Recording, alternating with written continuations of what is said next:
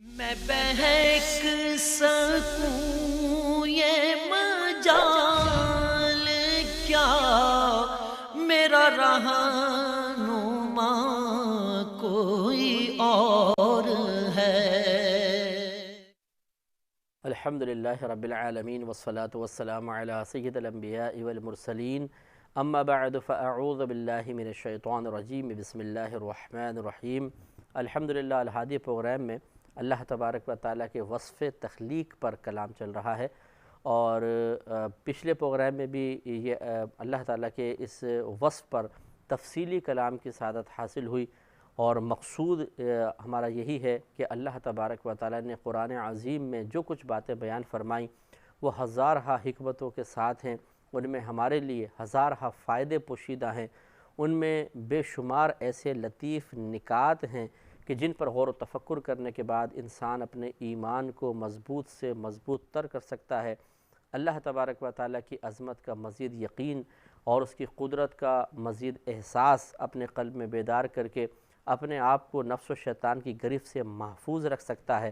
اور اگر ہم اسی طرح غور و تفکر کا سلسلہ جاری رکھیں تو یقیناً یہ اس بات کی ضمانت بھی ہو سکتی ہے کہ جب ہم دنیا سے رخصت ہوں تو ہمارا ایمان بالکل سلامت ہو، اور نفس بھی حسرت کے ساتھ پچھتاتا رہ جائے، اور شیطان بھی ہم سے مایوس ہو جائے کہ اس کا ایمان برباد کرنا اب پاسبل نہیں ہے۔ تو ہمارے جو اکثر مسلمان بھائیوں یا بہنوں کے ایمان کمزور نظر آتے ہیں، آخرت پر ایمان کمزور نظر آتا ہے، اللہ تبارک و تعالیٰ کی امداد پر ایمان کمزور نظر آتا ہے، یقین کمزور نظر آتا ہے، اسی طریقے سے چھوٹی چھوٹی باتوں پر فوراً اللہ تعالیٰ سے انسان باغی ہو جاتا ہے، عالم بغاوت اٹھا لیتا ہے، مایوس ہو جاتا ہے، دنیا کی طرف انسان کی توجہ زیادہ ہو جاتی ہے، اللہ تبارک و تعالیٰ کے وصف امداد کی طرف اتنی توجہ نہیں رہتی ہے۔ اس کی بڑی وجہ یہی ہے کہ ہم نے سوچنے کا، غور و تفکر کا سلسلہ بالکل منقطع کر دیا۔ ہمیں موقع ملے بھی کیسے؟ جیسے بارہا ہم اس درد کا اظہار کرتے ہیں کہ ہم قرآن پڑھتے ہیں تو بس فقط عربی عبارت، اور اگر کبھی ترجمہ تفسیر پڑھ بھی لی تو اتنا ہمارے پاس وقت نہیں ہوتا کہ اس ترجمے یا تفسیر کو پڑھنے کے بعد تھوڑی دیر کے لیے آنکھیں بند کر کے سوچیں اور غور و تفکر کریں کہ آخری آیت، یہ ہم نے ترجمہ پڑھ لیا، تفسیر پڑھ لی، مقصود الہی تو سمجھ میں آ گیا، اب اللہ تعالیٰ ہم سے کیا کہنا چاہتا ہے، یہ آیت ہم سے کس بات کی ریکوائرمنٹ کر رہی ہے، کس بات کا تقاضا کر رہی ہے، اور کیا اس کے مطابق ہم کچھ سوچ رہے ہیں، اس کے مطابق فکر کر رہے ہیں، اس کے مطابق عمل کر رہے ہیں، اس کے مطابق اپنا محاسبہ کر رہے ہیں یا نہیں کر رہے ہیں۔ یہ چیزیں اکثر مسلمان نے ترک کر دیں، اور یقینی سی بات ہے ایک عام مسلمان اگر اس کی صلاحیت نہیں رکھتا ہے کہ وہ اس طرح گہری نظر سے قرآن پاک کو پڑھ سکے تو یہ علماء کا کام ہے، یہ مشائخ عظام کا کام ہے، یہ اساتذہ کا کام ہے، ٹیچرز کا کام ہے کہ وہ ذاتی طور پہ محنت کریں، محنت کرنے کے بعد اس تسلسل فکر کو حاصل کریں، اور پھر ان افکار کے نتیجے کو قرآن و حدیث کی روشنی میں، اکابرین کی تعلیم کی روشنی میں عوام تک پہنچائیں، اور ان میں بھی یہ شعور بیدار کریں کہ وہ قرآن کو ایک رسمی کتاب کے طور پہ نہ لیں، بلکہ جو اس کے عظیم مقاصد ہیں ان مقاصد کو، یعنی اس کے نزول کے عظیم مقاصد کو اپنے پیش نظر رکھتے ہوئے اپنے ایمان کو مضبوط سے مضبوط تر کریں، اللہ تبارک و تعالیٰ کی مزید معرفت حاصل کریں اور اخروی کامیابی حاصل کرنے میں کامیاب ہو جائیں۔ پچھلے پروگرام میں سورہ نجم کی آیت نمبر 45 پہ ہمارا کلام چل رہا تھا۔ اللہ تعالیٰ نے ارشاد فرمایا وَأَنَّهُ خَلَقَ الزَّوْجَيْنِ الذَّكَرَ وَالْأُنثَى، اور بے شک اللہ تبارک و تعالیٰ نے پیدا کیا زوجین کو، یعنی دو جوڑوں کو، مذکر کو اور مؤنث کو۔ تو ہمارا اس پہ کلام چل رہا تھا کہ اللہ تبارک و تعالیٰ نے مذکر اور مؤنث کا تذکرہ فرمایا، تو یقینی سی بات ہے یہ اس لیے تذکرہ فرمایا کہ ہم اس پہ سوچیں، غور و تفکر فرمائیں، مذکر کو غور کریں، مذکر پر غور کریں، مؤنث پر غور کریں۔ دیکھیں یہاں پر ایک بات یاد رکھیں کہ اللہ تبارک و تعالیٰ کے لیے قرآن عظیم میں خود اللہ تعالیٰ نے جو اپنے لیے الفاظ استعمال فرمائے وہ بظاہر مذکر کے ہیں، یعنی تمام مذکر کے کلمات ہیں، اس میں مؤنث کی کوئی علامات نہیں ہیں، لیکن مذکر یا مؤنث اللہ کے لیے استعمال نہیں کیا جا سکتا، یعنی لفظ استعمال نہیں کرتے ہیں، یہ اللہ کی مخلوق کی صفات ہیں، مذکر ہونا، مؤنث ہونا۔ اللہ تبارک و تعالیٰ تذکیر و تانیث سے پاک و صاف ہے، لیکن یہ ضرور ہے کہ قرآن عظیم میں اس نے اپنے لیے مذکر کے صیغے استعمال کیے ہیں، مؤنث کے نہیں، بلکہ اللہ تبارک و تعالیٰ کے لیے ایسے کلمات استعمال کرنا منع ہے کہ جو مؤنث والے ہوں یا اس میں مؤنث کا شبہ بھی ہو. جیسے کہ لفظ علامہ آپ نے سنا ہوگا، اس کو اگر عربی میں لکھیں گے تو بنے گا علامتن، آخر میں گول والی تا، گول تا جس پہ نقطے ہوتے ہیں. تو یہ گول تا جو ہے یہ کلام عرب میں مؤنث کے لیے اکثر استعمال ہوتی ہے. جیسے ہم کہتے ہیں داربتن، مارنے والی ایک عورت، آکلتن، کھانے والی ایک عورت. اسی طرح حارثتن، کھیتی باڑی کرنے والی ایک عورت. تو یہ گول تا جو ہے یہ مؤنث کی بھی علامت ہے. لیکن بعض اوقات یہ گول تا اور بھی مقاصد کے لیے استعمال ہوتی ہے. تقریباً 8 اس کے استعمال ہیں، جن میں سے ایک استعمال یہ ہے کہ یہ مبالغے کے لیے آتی ہے. یعنی یہ ثابت کرتی ہے کہ جس لفظ کے آخر میں یہ ہے اس لفظ سے جو معنی، جو مفہوم نکل رہا ہے اس میں کوئی مطلب قلت نہیں ہے، بلکہ وہ بہت زیادہ وسعت رکھتا ہے. چنانچہ علام جو لفظ ہے یہ علم سے نکلا ہے، تو ابھی آخر میں جب اس کے تا آئے گی تو یہ مبالغے والی تا ہے، جس کا اسی لیے اس کا مفہوم یہ نکلتا ہے علامتن، یعنی بہت زیادہ جاننے والا. میرا رہنما کوئی اور ہے. تو معلوم ہوا کہ علامہ کے اندر جو تا ہے وہ تانیث کی نہیں ہے، مؤنث کی نہیں ہے، بلکہ مبالغے کے لیے لائی گئی ہے. لیکن اس کے باوجود لفظ علامہ اللہ کے لیے استعمال کرنا منع ہے. لفظ علام استعمال کیا جاتا ہے بغیر تا کے. وجہ اس کی یہ ہے کہ اگرچہ یہ صیغہ مؤنث کا نہیں ہے، تانیث کا نہیں ہے، لیکن اس میں ایک تانیث سے مشابہت تو ہے. جیسے کہ داربتن آخر میں تا آتی ہے، اس طرح لامتن اس میں آخر میں تا آ رہی ہے. وہ تانیث والی تا ہے، یہ مبالغے والی ہے، لیکن ایک دوسرے کے مشابہ تو ہیں. اس لیے اللہ تبارک و تعالیٰ کے لیے یہ اس قسم کے لفظ استعمال کرنا جائز نہیں ہے. اس سے معلوم ہوا کہ مذکر ہونا، مؤنث ہونا یہ مخلوق کی صفات ہیں، اللہ تعالیٰ کی نہیں. لیکن قرآن عظیم میں اللہ تعالیٰ نے جتنے اپنے لیے صیغے استعمال فرمائے ہیں سب کے سب مذکر کے ہیں، مؤنث کے صیغے استعمال نہیں کیے گئے ہیں. تو اس سے یہ مطلب سمجھ میں آتا ہے کہ اگر اس کے لیے کوئی صیغہ استعمال کیا جائے تو مؤنث کا نہیں کریں گے بلکہ مذکر کا کریں گے. تو اللہ تعالیٰ کے لیے تو تذکیر و تانیث جائز نہیں. پھر فرشتوں کو لے لیجئے، فرشتوں کے اندر اللہ تبارک و تعالیٰ نے جنس نہیں رکھی ہے. فرشتوں کو مذکر مؤنث نہیں کہا جا سکتا. ان میں مطلب ہے ہی نہیں، یہ مطلب یہ جنس سمجھ لیجئے کہ جیسے جبریل امین ہیں، ان کے لیے تذکیر کے لفظ استعمال ہوں گے، لیکن اللہ نے ان میں اجناس نہیں رکھی ہیں. تو یہ مشرکین مکہ تھے کہ وہ فرشتوں کو اللہ کی بیٹیاں قرار دیتے تھے. اللہ تبارک و تعالیٰ نے منع فرمایا کہ ان کو بیٹی بیٹا وغیرہ نہ کہا جائے، کیونکہ جس طرح بس اللہ نے پیدا فرمایا یہ اس کی مشیت اور مرضی ہے. ہاں اس کے بعد جتنے انسان ہیں، جتنے جنات ہیں، جتنے چرندے پرندے درندے ہیں، اور جیسے ابھی گزرا کہ اللہ تبارک و تعالیٰ نے جو پودے ہیں، یہ درخت ہیں، ان میں بھی اللہ تبارک و تعالیٰ نے اس طرح جنس سے پیدا فرمائی ہیں. تو یہ غور و تفکر کے لیے اللہ تبارک و تعالیٰ نے کلام فرمایا کہ ہم سوچیں کہ ایک مذکر کیسا ہوتا ہے، ایک مؤنث کیسی ہوتی ہے، مذکر کو مذکر کیوں بنایا، مؤنث کو مؤنث کیوں بنایا، اور ان کے مذکر ہونے میں مؤنث ہونے میں کس قدر حکمتیں ہیں، کس قدر فائدے ہیں، کس قدر کام ہیں جو ان کے تذکیر و تانیث کے اعتبار سے بٹ گئے ہیں. مذکر کا اپنا کام ہے، مؤنث کا اپنا کام ہے. مذکر مؤنث کے کام کرنے لگ جائے تو کائنات کا نظام درہم برہم ہو جائے، اور اسی طرح اگر مؤنث اپنے کام چھوڑ کے مذکر کے کام میں لگ جائے تو اعتدال ختم ہو جائے گا اور گھروں کا سکون ختم ہو جاتا ہے. تو اس سے ظاہر ہوتا ہے کہ وہ ذات بہت ہی حکمت کے ساتھ ہر چیز کو پیدا فرمانے والی ہے، اور جس چیز کو بھی وہ پیدا فرماتا ہے اس کے ساتھ جو مقاصد وابستہ رکھتا ہے وہ مقاصد اسی چیز کے ساتھ ہی اچھے لگتے ہیں، کیونکہ اس کا انتخاب اللہ تعالیٰ کی طرف سے ہے. ذرا آپ ان مقاصد کو اس چیز سے ہٹائیے، یا جو مقاصد اس چیز کے ہیں ان کے علاوہ کسی اور مقاصد کے ساتھ اس چیز کا تعلق جوڑ کر دیکھ لیجئے، توازن بگڑ جائے گا. تو اس کا مطلب یہ ہوا کہ وہ ذات بہت ہی پرفیکٹ اندازے کے ساتھ چیزوں کو پیدا فرماتی ہے. تو ایسے ہی پھر ذات کو اپنا رب تسلیم کرنا چاہیے، ایسے ہی اللہ کی عبادت کرنی چاہیے. سورہ رحمان آیت نمبر 15 میں اللہ تعالیٰ فرماتا ہے وَخَلَقَ الْجَانَّ مِن مَارِجٍ مِّن نَارٍ، اور پیدا کیا اللہ تبارک و تعالیٰ نے جن کو آگ کے شعلے سے. مارج جو آگ کے بالکل اوپری حصہ ہوتا ہے جس میں ہلکا سا دھواں بھی نکلتا ہے، آگ کی لپٹ جس کو آپ کہہ سکتے ہیں. اللہ تعالیٰ فرماتا ہے کہ اللہ تعالیٰ نے جن کو اس آگ کی لپٹ سے پیدا فرمایا. یہ ہر جن کے بارے میں کلام نہیں ہے بلکہ جنوں کی اصل یعنی ابلیس کے بارے میں کلام ہے۔ جیسے کہ کہا جاتا ہے کہ جی انسان کو اللہ تبارک و تعالیٰ نے مٹی سے پیدا فرمایا،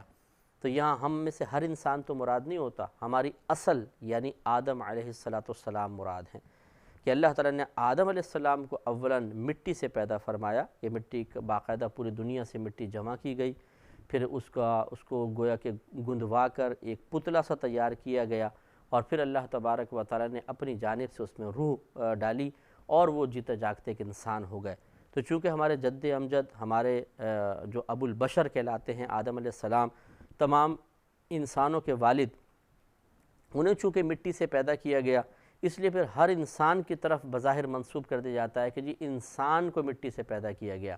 حالانکہ ہم تو مٹی سے پیدا نہیں ہو رہے، ہم تو پانی کی ایک بوند سے پیدا ہوتے ہیں۔ اللہ تبارک و تعالیٰ بڑی حکمت سے ہمیں پیدا فرما رہا ہے، ہماری اصل کو لیکن مٹی سے پیدا کیا۔ اسی طرح جو یہ جنات کے بارے میں اللہ تبارک و تعالیٰ نے ارشاد فرمایا کہ اس نے جنوں کو آگ کی لپٹ سے پیدا کیا، تو یہ ابلیس کے بارے میں ہے کہ اللہ تعالیٰ نے ابلیس کو آگ کی لپٹ سے پیدا کیا، پھر ابلیس کی مؤنث پیدا کی گئی، پھر ان سے توالد و تناسل کا سلسلہ جاری و ساری ہے، اور ان کے ہاں بھی باقاعدہ شادیاں بھی ہوتی ہیں، ان کے ہاں بچے بھی پیدا ہوتے ہیں، لیکن ان کے ہاں بھی ویسے ہی نظام ہے جیسے ہمارے ہاں ہوتا ہے کہ ان میں مسلمان بھی ہیں، کافر بھی ہیں۔ جو مسلمان جن ہیں، یاد رکھیں کہ وہ تمام کے تمام شرعی احکام کے مکلف ہیں، جیسے کہ ایک عام مسلمان کے لیے نماز ہے، روزہ ہے، حج ہے، زکوٰۃ ہے اور دیگر امور ہیں، اسی طریقے سے جنات کے اوپر بھی یہ احکام لازم ہیں۔ اللہ تعالیٰ نے قرآن عظیم میں خود ارشاد فرمایا کہ وما خلقت الجن والانس الا لیعبدون، اور ہم نے جنوں اور انسانوں کو فقط اپنی عبادت کے لیے پیدا کیا ہے۔ تو دونوں کو ساتھ اللہ نے ذکر فرمایا، اس کا مطلب یہ ہے کہ جن بھی شرعی احکام کے مکلف ہیں۔ تو جس طریقے سے انسانوں میں ہے کہ مسلمان ہیں لیکن کچھ فاسق و فاجر ہیں، اسی طرح جنات میں مسلمان و نیک بھی ہیں، فاسق و فاجر بھی ہیں۔ جس طرح ہم میں کافر بھی ہیں، منافق بھی ہیں، یا مسلمان کہلانے والے ہیں اور مختلف عقائد رکھنے والے ہیں، اسی طریقے سے جنات میں بھی ہوتے ہیں۔ میرا رہنما کوئی اور ہے۔ تو یہ جنات جو ہیں اللہ تبارک و تعالیٰ نے ان کے جو ابو الجن جس کو آپ کہہ سکتے ہیں، کہ جیسے ہمارے ہاں ابو البشر ہیں، ان کے ہاں ابو الجن ابلیس تھا، جس کو اللہ تعالیٰ نے آگ کی لپٹ سے پیدا فرمایا۔ اب اس کو پیدا کرنا کیسا ہوگا آپ اندازہ کریں کہ اللہ تعالیٰ نے آگ کی لپٹ سے اس کو نکالا اور وہ بن گیا۔ اسی لیے جنوں کے اندر جلال زیادہ ہوتا ہے کیونکہ ان میں آگ کا اثر ہے، اور انسانوں کے اندر جمال زیادہ ہوتا ہے اس لیے کہ ہم میں مٹی کا اثر زیادہ ہے۔ تو بہرحال یہ اللہ تبارک و تعالیٰ کی اس تخلیق پہ بھی غور و تفکر فرمائیں کہ آگ کی لپٹ سے ایک مخلوق کو، زندہ مخلوق کو پیدا کرنا کس قدر کمال کی بات ہے، کیونکہ آگ جلانے والی ہے، آگ چیز کو فنا کرنے والی ہے، آگ چیزوں میں تغیر پیدا کرنے والی ہے، تبدیلی پیدا کرنے والی ہے۔ آپ پانی لیتے ہیں، اس میں دودھ ڈالتے ہیں، پتی ڈالتے ہیں، آگ جلاتے ہیں، آگ اس کو چائے میں بدل دیتی ہے۔ اسی طرح آپ کچی چیزیں ڈالتے ہیں، آگ اسے پکاتی ہے تو سالن بن جاتا ہے، کوئی ڈش تیار ہو جاتی ہے۔ تو آگ کا کام یا تو جلانا ہے، جیسے مکان جل گئے، فنا ہو گیا، یا تو فنا کرنا ہے، اور یا پھر چیزوں کے اندر اگر حد اعتدال میں آگ دکھائی جائے تو تغیر و تبدل ضرور پیدا کرتی ہے، ان کی ماہیت کو بدل دیتی ہے، حقیقت کو بدل دیتی ہے۔ لیکن اللہ تبارک و تعالیٰ نے اسی آگ سے ایک مخلوق کو پیدا کر دیا، یہ اس کا بڑا کمال ہے، اور وہ اس کی حقیقت کیا ہے، کس طریقے سے اللہ نے پیدا فرمایا، بہرحال اس کی حقیقت پر مطلع ہونا انسان کے بس کی بات نہیں ہے، یہ بڑا ایک راز ہے۔ لیکن ہو سکتا ہے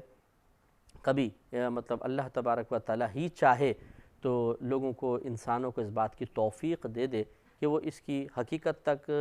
حتمی طور پر نہ پہنچ سکے تو کچھ نہ کچھ چیز تک پہنچ جائیں، یہ اللہ تعالیٰ کی مشیت پر موقوف ہے۔ سورہ ملک کی آیت نمبر 2 میں بھی اللہ تبارک و تعالیٰ نے اس وصف کا ذکر فرمایا اور موت اور حیات کے ساتھ اس کا تعلق ذکر کیا۔ ارشاد ہوتا ہے کہ الذی خلق الموت والحیات، وہی ذات ہے جس نے پیدا کیا موت اور زندگی کو، لیبلوکم، تاکہ وہ تمہارا امتحان کرے، ایکم احسن عملا، کہ تم میں سے کون اچھے عمل کرتا ہے۔ تو دیکھیے یہاں پر معلوم ہوا کہ جس طریقے سے اللہ تبارک و تعالیٰ نے باقاعدہ ایک مادی اور حسی اشیاء کو پیدا کیا، اسی طرح اوصاف کو بھی اللہ تعالیٰ نے پیدا فرمایا، زندہ ہونا، مر جانا، یہ اوصاف ہیں، یہ بھی اللہ تبارک و تعالیٰ کے پیدا کردہ ہیں۔ تو اسی نے پیدا کیا زندگی کو، اسی نے پیدا کیا موت کو، اور اس کی وجہ اللہ نے بیان فرمائی کہ ہم نے انسانوں، جنوں، جو شرع احکام کے مکلف ہیں، انہیں اس لیے پیدا کیا، ان کی زندگی رکھی، ان کی موت رکھی، تاکہ ایک خاص اس کے پیچھے اللہ نے اپنا مقصد بیان فرمایا کہ یہ تاکہ تم لوگوں کا امتحان لیا جائے کہ کون دنیا میں رہتے ہوئے اچھے عمل کرتا ہے۔ تو اس آیت کی روشنی میں ہمیں بھی تھوڑا سا غور و تفکر کرنا چاہیے کہ پہلی بات تو یہ اس بات کا اقرار، اس بات کا اعتراف کہ زندگی بھی اللہ کی پیدا کردہ ہے، موت بھی اللہ تعالیٰ کی پیدا کردہ ہے۔ لہٰذا جو بعض اوقات ہم اللہ کے علاوہ کسی کی طرف منسوب کر دیتے ہیں تو یہ حقیقی طور پر نسبت نہیں ہوتی بلکہ مجازی نسبت ہوتی ہے۔ جیسے ہم کہتے ہیں جی ملک الموت علیہ السلام نے روح قبض کر لی، ایک آدمی کو مار دیا، فرشتوں نے روح پھونک دی اللہ کے حکم سے، جیسے کہ حضرت عیسیٰ علیہ السلام کا بی بی مریم رضی اللہ تعالی عنہا کے رحم میں تشریف لانا، یہ ایک پھونک کا نتیجہ تھا، جو اللہ تبارک و تعالیٰ کے حکم سے جبریل امین نے ایک پھونک ماری تھی تو بی بی مریم رضی اللہ تعالی عنہا فوراً حاملہ ہو گئی، اور کچھ ہی دیر میں حضرت عیسیٰ علیہ السلام کی ولادت بھی ہو گئی، اور اس میں چند سیکنڈ لگے جیسے کہ مفسرین نے بیان فرمایا ہے۔ تو یہ ہم بعض اوقات ایک چیز کی نسبت کر دیتے ہیں مخلوق کی طرف، لیکن یہ نسبت مجازی ہے، حقیقی طور پہ اللہ تبارک و تعالیٰ ہی زندگی دیتا ہے اور موت بھی دیتا ہے۔ ابھی لہٰذا جیسے ہم کہتے ہیں کہ بھئی ایک قاتل کے بارے میں جیسے آپ غور کریں کہ ایک شخص کسی کو قتل کر دیتا ہے تو ہم یہی کہتے ہیں بھئی اس کو کس نے مارا، اس کو اس شخص نے مارا، فلاں شخص نے مارا، حالانکہ حقیقتاً تو اللہ تبارک و تعالیٰ نے اس کی زندگی پیدا کی ہے، اس کی موت بھی اللہ تعالیٰ نے پیدا فرمائی ہے، لیکن اس شخص کی طرف نسبت جو ہم کر رہے ہیں وہ اسی لیے ہم کہتے ہیں مجازی طور پہ کر رہے ہیں، حقیقی طور پہ اللہ تبارک و تعالیٰ کی طرف کی جائے گی۔ اور اس شخص کی گرفت بس اس وجہ سے ہوتی ہے کہ اسے اس قسم کا ارادہ کرنا منع کیا گیا تھا، اس اقدام فعل سے انسان کو روکا گیا تھا کہ تم ناحق کسی کو قتل نہیں کرو گے۔ لہٰذا یہ نقطہ بھی بات آئی ہے تو یہ یاد رکھیے کہ اگر ایک شخص کسی کو قتل کر دیتا ہے یا کوئی خودکشی کر لیتا ہے تو خودکشی کرنے والا یا قاتل کسی کی جان کو اس کے وقت سے پہلے ختم نہیں کر رہا ہے۔ اللہ تبارک و تعالیٰ نے ہر جان کا ایک وقت مخصوص کیا ہے، زندگی بھی اسی نے پیدا کی، موت بھی اسی نے پیدا کی، اور اس کا آپس میں تعلق بھی اللہ نے پیدا فرمایا۔ اس وقت یہ شخص پیدا ہوگا اور اس کی موت کا تعلق اس حیات کے ساتھ اتنے عرصے تک منقطع رہے گا، پھر وہ موت آ جائے گی اور زندگی ختم ہو جائے گی۔ اب جو ہم بندوں کو سزا دیتے ہیں یا خودکشی کرنے والے کو کہتے ہیں آخرت میں اس کو سزا ملے گی، تو کوئی یہ نہ کہے یا یہ نہ سوچے کہ جی اگر ایک شخص نے دوسرے کو مارا یہ تو اللہ تعالیٰ نے اس کی زندگی ہی اتنی لکھی تھی، اسی طرح اگر کسی نے خودکشی کر لی تو یقینی سی بات ہے کہ اس کے سانس بھی لکھے گئے تھے، اس کی حیات بھی لکھی ہوئی تھی، تو اگر اس نے خودکشی کر بھی لی تو اس نے گویا کہ اللہ تبارک و تعالیٰ کے لکھے ہوئے کے مطابق کہ اس کو اتنی سانس سے اس کا اتنا عرصہ ہے، اس کے بعد ہی وہ شخص مرا ہے، تو اس کی پکڑ کیوں ہوتی ہے؟ تو پکڑ اسی وجہ سے ہوتی ہے کہ اللہ تبارک و تعالیٰ مثلا اگر یہ خودکشی نہ بھی کرتا اسی وقت اس کو مرنا تھا، اگر یہ مقتول اس وقت قتل نہ کیا جاتا یہ ہی اس کی زندگی کے اختتام کا وقت تھا، لیکن اگر کوئی اور نہ کرتا صرف اللہ تبارک و تعالیٰ کی طرف سے ایسا ہوتا تو پھر اس میں کوئی مسئلہ نہیں تھا، لیکن اب کسی شخص نے ایسا کیا تو اس کرنے سے چونکہ منع کیا گیا تھا اس لیے اس کی گرفت ہوگی۔ اللہ تبارک و تعالیٰ سے دعا ہے کہ جو کچھ ہم نے بیان کیا اسے سمجھنے، اس پر عمل کرنے کی توفیق عطا فرمائے، آمین۔ وآخر دعوانا ان الحمدللہ رب العالمین۔ میں بہک سکوں یہ مجال کیا، میرا رہنما کوئی اور ہے، میں بہک سکوں یہ مجال کیا، میرا رہنما کوئی اور ہے، میں بہک